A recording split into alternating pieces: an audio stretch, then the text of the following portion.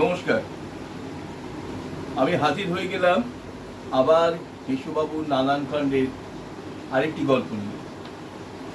আমরা জানি বাংলা সাহিত্যে আমাদের যারা প্রবাদ প্রতিম ছিলেন তারা অনেক হাসির গল্প আমাদের উপহার দিয়েছেন, কিন্তু বর্তমানে আমার মনে হয়েছে এই জায়গাটা কিছুটা খামতি রয়েছে। যেহেতু আমি সাহিত্যের জগতে আমি একজন চলমান পথিক বলা যায়, সেই জায়গা থেকে আমি অনুপ্রেরণা পাই হেসুবাবু লিখবার, এবং হেসুবাবুর মাধ্যমে আমি চাইছি রসিক বাঙালিকে জাগিয়ে তুলতে এবং তাদের রসসিক্ত করতে। জানি না আমি কতটুকু পারবো, আমি চেষ্টা করছি। আপনারা সবাই আমার সঙ্গে থাকুন এবং এই সবাই পাশে থাকার জন্য আমার এই চ্যানেলটা দয়া করে সাবস্ক্রাইব করবেন এবং শেয়ার করে দেবেন আপনাদের প্রিয় মানুষজনকে। শুরু করছি আজকের উপস্থাপনা, হেসুবাবুর স্বপ্নপুর। সকালবেলা ঘুম ভাঙতেই হেসুবাবুর মধ্যে কেমন যেন একটা নাচ ভাব এসে গেছে। বিছানায় বসে নানা রকম নাচের মুদ্রা প্রকাশ করবার চেষ্টা করছিলেন। ঘরে ঢুকে ওনার স্ত্রী দিনাগ্রাতিন দেবী ওনাকে ওই অবস্থায় দেখে তো মহা খাপ্পা। এটা কি হচ্ছে শুনি, বুড়ো বয়সের ভীমরতি? রাগ করছো কেন? গতকাল রবীন্দ্র সদনে আমাদের মেয়ের নাচের অনুষ্ঠান দেখে আমার নিজের মধ্যে কেমন যেন একটা নাচ ভাব এসে গেছে। কেশববাবু হাত ছুটতে বললেন, মেয়ের নাচ দেখলে আর অমনি নাচের ভাব এসে গেল? জানি না বাবু, জানলাটা বন্ধ করো তো, দয়া করে জানলাটা বন্ধ করো। লোকে সাত সকালে তোমার এই কেলোর কীর্তি দেখলে মান সম্মানের আর কিছু বাকি থাকবে না। আমার নাচ দেখলে মান সম্মান চলে যাবে। কণ্ঠে একরাশ অভিমান ঝরে পড়ে হেসুবাবু। যাবি তো? পুজোর চিত সবার ইচ্ছে, আর লোক হাসিও না। কথাগুলো বলতে বলতে ধীনাগ্রাতিন দেবী ঘর থেকে বেরিয়ে গেলেন।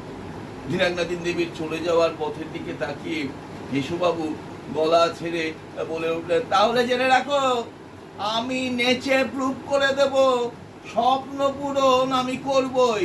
শুধু একটা ভালো ট্রেনার।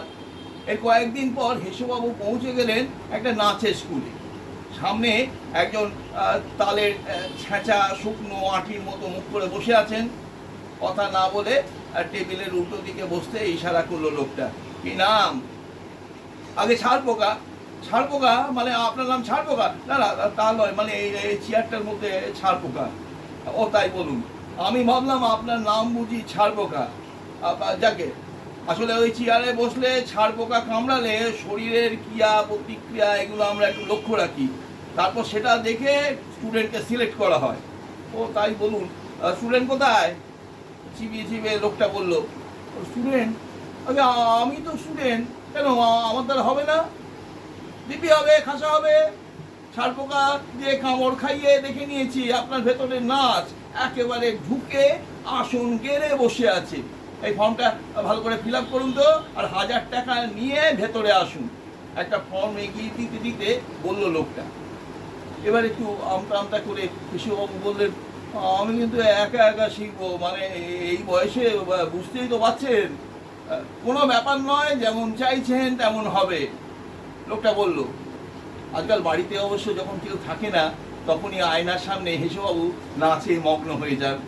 তার আগে অবশ্য নাচের পোশাক আর ঘুঙুর কিনে এনেছেন, অবশ্য সবটাই লুকিয়ে।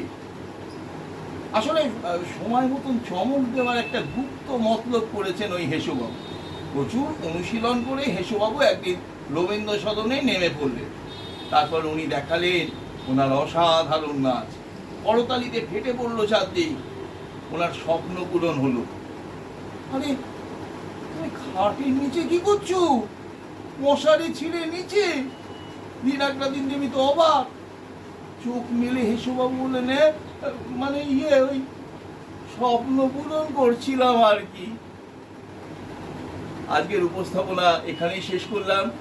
আপনারা সবাই ভালো থাকবেন। আমি আবার হাজির হয়ে যাব হেসুবাবুর আরেকটি গল্প নিয়ে আগামী দিনে।